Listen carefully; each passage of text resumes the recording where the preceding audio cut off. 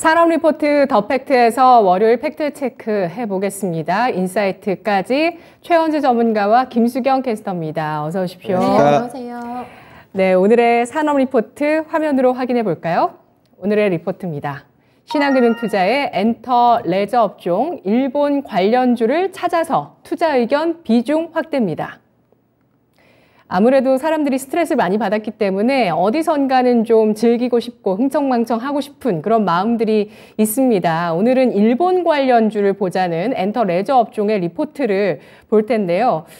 일단 일본 관련한 소식은 일본 정부가 6월부터 외국인 관광객 입국 재개를 적극 추진한다라는 소식이 좀 나오고 있고 일본에서 MZ세대들이 한류에 열광하고 있다는 소식이 최근 뉴스로 좀 나오는데요. 네.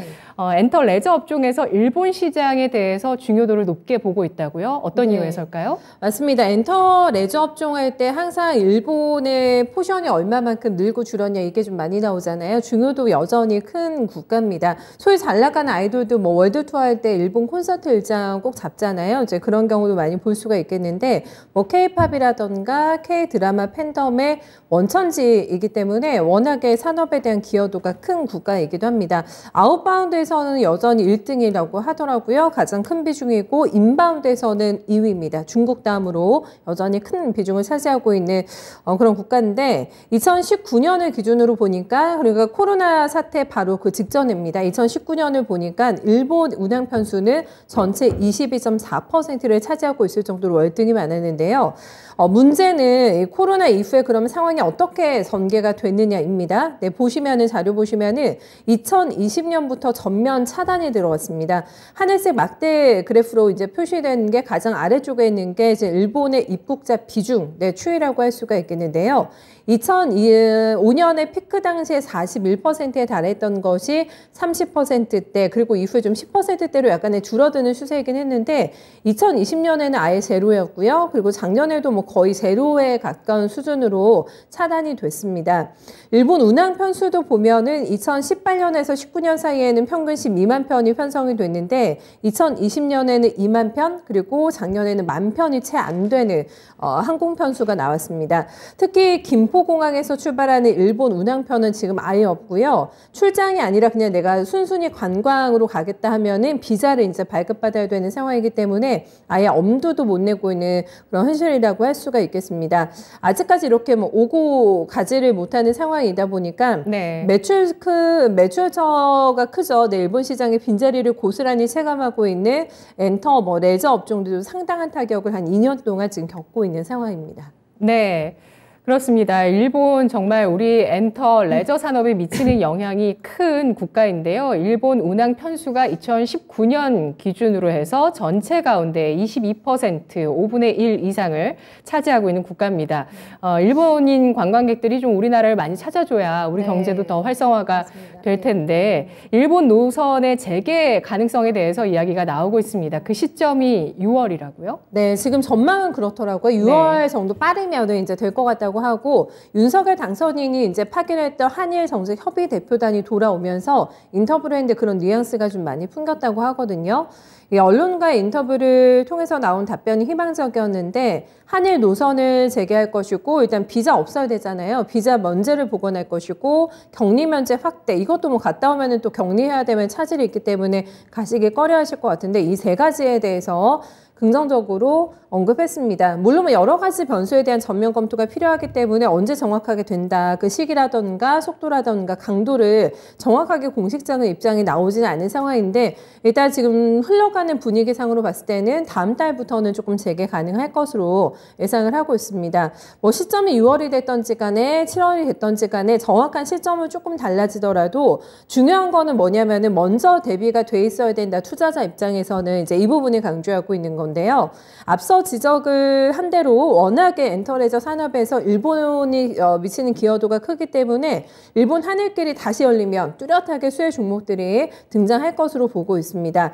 가장 먼저 이 레포트에서는 LCC 봅니다. 저가항공사를 좀 좋게 보고 있는데 자료 화면을 조금 보여주시면은 대형사하고 저가항공사가 확연하게 지금 눈에 띄고 있습니다. 단거리죠. 일본이 아무래도 선호하는 이유 중에 하나가 좀 단거리라는 장점이 있을 텐데 단거리인 일본 매출 비중이 압도적입니다. LCC 같은 경우에는 실제로 2019년을 보면은 55%에 가까울 정도로 굉장히 매출 큰 포션이라고 할 수가 있겠는데요. 그러면 저가 항공사 중에서도 구체적으로 일본에 대한 비중이 높은 쪽이 어디냐 보시면은 가장 왼쪽에 에어부산 나와 있고요. 티웨이 그리고 진에어, 제주 항공순으로 해서 일본 쪽으로의 매출 비중이 높은 LCC로 정리되고 있습니다. 네. 알겠습니다. 이제 하늘길이 일본 쪽으로 열리게 될 수 있다는 기대 심리가 나오고 있고요. 이런 것을 아직은 뭐 불확실하다 하더라도 조만간 재개가 빨리 될 수 있는 가능성도 있기 때문에 네. LCC에 대해서 투자해보자는 관점이고요. 일본 비중이 높은 4가지 순의 종목들, 에어부산이 가장 높다고 합니다. 종목들을 쭉 거론해 주셨는데요. 다른 산업 분야에서의 수혜 대상은 어떤 쪽이 있을까요? 네, 레저 업종에서는 파라다이스하고 하나투어를 또 관심주로 추가적으로 제시했는데 먼저 코로나 전으로 돌아가서 2019년에 보면은 파라다이스 같은 경우에 일본의 VIP 드래백 비중이 35%를 기록하면서 다른 뭐 카지노 종목들보다 월등히 높았습니다.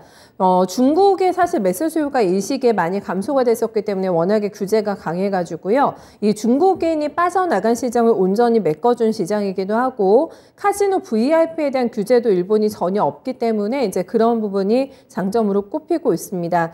그리고 일본 기업의 세가삼이라는 기업이 있는데 이 기업 같은 경우에는 파라다이스 시티 영종도에 있죠. 요거를 공동으로 개발했기 때문에 또 일본 현지 마케터들이 굉장히 열심히 움직이고 있다고 하거든요. 그런 맨파워도 있고 지리적인 접근성 그리고 복합 리조트 수익 모델을 고려하게 되면은 일본향의 성장이 가장 빠를 것이다. 이제 복구가 되면은 그게 바로 파라다이스가 될 거라고 보고 있고요. 이미 마케터들 같은 경우에는 마케팅 선점 효과를 위해서 물론 지금은 일본 입국자들이 들어오지 않고 있는 상황입니다만은 빠르면 다음 달이라고 말씀을 드렸잖아요. 그래서 일찌감치 일본으로 떠난 것으로 파악이 된다고 하고 있습니다. 그래서 이제 파라다이스에 대한 목표 주가를 2만 원으로 보고 있고요. 여행사 중에서는 하나투어가 우선순위로 꼽혔습니다. 한때 일본 사업을 굉장히 크게 확장했던 여행사이기도 한데요. 물론 코로나 영향도 있었고 하나투어 재팬의 주주 변경을 거치게 되면서 대부분의 사업이 철수가 됐기 때문에 예전만큼은 일본에 대한 비중이 높지 않습니다만은 그래도 지금도 전 여행사 가운데서는 일본 노출도가 가장 높은 여행사라고 하고요. 타사 대비해서 그렇기 때문에 일본 여행 상품이 이제 조금 쌉니다. 원가 경쟁력이 있고 또 긴 업적을 절대 무시 못하기 때문에 일본 하늘길 뚫리면 하나투어 가장 큰 수혜 볼 거라고 예상하면서 목표 주가는 하나투어는 조금 높게 잡았더라고요. 네, 92,000원을 책정하고 있습니다. 네, 알겠습니다. 일본 여행도 얼른 떠나고 싶다 하시는 분들이 계실 거예요. 우리나라 분들도 일본 여행의 매력을 정말 잘 알고 있고 일본 분들도 우리나라 방문하는 걸 좋아하시는데 이렇게 일본의 노출도가 높은 기업들 정리해봤습니다. 에어부산, 파라다이스, 하나투어 이 3가지 종목 크게 꼽혔는데요. 자, 좀 더 인사이트 들어보도록 하겠습니다. 일본 내에서는 한류가 4차 한류 붐이 일어나고 있다는 소식이 나오고 있어요. 생각보다 한류, 또 한국 음식, 한국 제품에 대한 인기가 많은 게 동네 마트에도 이제 한국산 제품들이 팔리면서 인기가 굉장히 많다. 이런 소식들이 좀 나오고 있네요. 일본 관련한 노출도가 높은 기업들 수혜, 리오프닝 수혜 있을까요? 네. 지금 일본 총리가 이제 얘기를 했죠. 뭐 영국 방문 중에서 얘기를 한 걸로 아는데 일본이 지금 6월서부터 G7과 유사한 수준으로 입국 규제 완화를 하겠다. 지금 뭐 얘기를 했습니다. 그리고 5월서부터 백신 3차 접종 외국인 대상으로 소규모 관광 시범 입국 허용 방안도 검토하겠다. 지금 얘기를 하고 있고요. 그리고 근데 이제 G7 국가 같은 경우에는 코로나 백신 접종을 완료하거나 미접종자일 경우에는 PCR 검사를 해서 뭐 이상이 없으면은 지금 입국을 하고 있죠. 그래서 G7 국가 같은 경우는 자가격리가 없습니다. 그런데 일본도 이제 그렇게 본다면은 유일하게 이제 G7 국가 중에서는 이렇게 좀 봉쇄를 했었는데 이제는 G7 국가 수준으로 이제 어느 정도 좀 완화할 것이다. 그렇게 얘기를 하고 있습니다. 현재 일본은 지금 비즈니스 목적 아니면은 유학, 그다음에 취업 이런 목적 아니면은 순수 관광 목적은 지금 입국이 지금 불가한데요. 지금 신정부 측에서는 지금 김포하고 하네다 노선을 재개할 할 것으로 지금 얘기를 하고 있고요. 그 다음에 관광 비자 면제를 복원할 것이고, 그 다음에 격리 면제 등을 추진한다. 뭐 예전에 해왔던 걸 다시 이제 다 되돌려 놓겠다라고 얘기를 하고 있습니다. 지금 일본 예전에 팬데믹 이전에 일본의 인바운드, 우리나라 인바운드 수요 같은 경우는 중국이 제일 많았고, 그 다음에 일본 입국자가 그 다음이었죠. 아웃바운드는 일본이 가장 많았습니다. 우리나라 여행객들이 그만큼 일본을 선호한다, 이렇게 볼 수 있는데요. 그럼 일본 관광 정상화가 좀 기대가 되고 있습니다.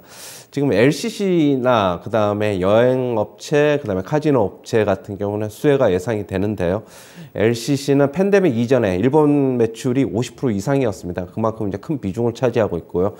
지금 여행업계 같은 경우는 일본이 아까도 얘기했듯이 아웃바운드 1위 국가입니다. 그래서 여행업계는 좀 어느 정도 숨통이 좀 트이지 않을까, 좀 그렇게 보고 있고요.